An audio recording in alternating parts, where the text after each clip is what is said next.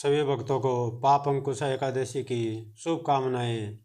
प्राचीन समय में विंध्य पर्वत पर क्रोधन नामक एक बहेलिया रहता था। वह बड़ा क्रूर था। उसका सारा जीवन हिंसा, लूटपाट, मद्यपान और गलत संगति, पाप कर्मों में बीता।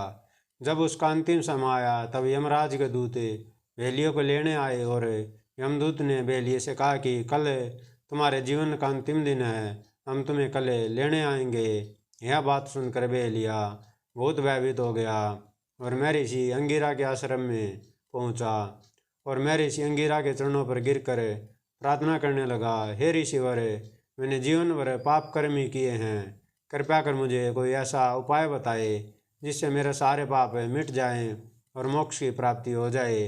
उसके निवेदन पर महर्षि अंगिरा ने उसे अश्विन शुक्ल पक्ष की पापंकुशा एकादशी का विधिपूर्वक व्रत रखने के लिए कहा।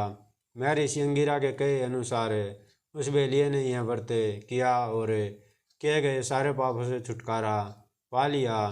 इस व्रत के प्रभाव से उसके सभी संचित पाप नष्ट हो गए तथा उसे मोक्ष की प्राप्ति हुई। अतः हे राजेंद्र, ये एकादशी स्वर्ग, मोक्ष, आरोग्यता, सुंदर स्त्री तथा अन्न और धन की देने वाली है।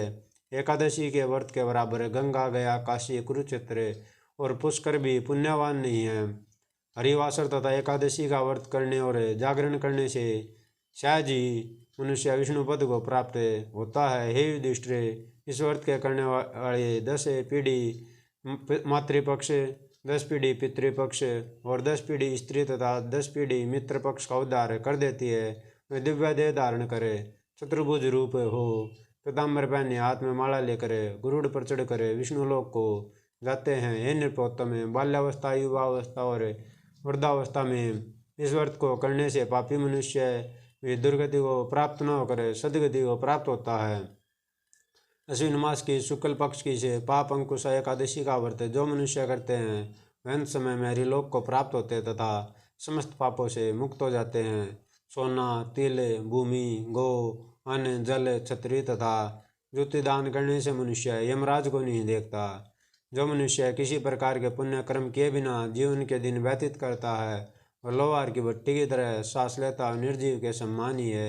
निर्धन मनुष्य को भी अपनी शक्ति के अनुसार दान करना चाहिए तथा धन वालों को सरोवर, बाग, मकान आदि बनवा कर दान करना चाहिए। ऐसे मनुष्य को यम का द्वार नहीं देखना पड़ता तथा संसार में दीर्घायु होकर धनाढ़, कुलीन और रोग रहित रहते हैं।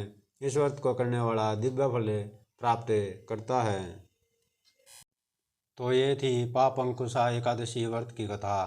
जैसा कि नाम से पता लग जाता है कि पापों पर अंकुश लगाने वाली पाप अंकुशा एकादशी, और एकादशी की कथा सुनने मात्र से ही समस्त पापों से हमें मुक्ति मिलती है और कथा सुनने से व्रत के बराबर ही पुण्य प्राप्त होता है। आप सभी को जय जय श्री राधेश्याम।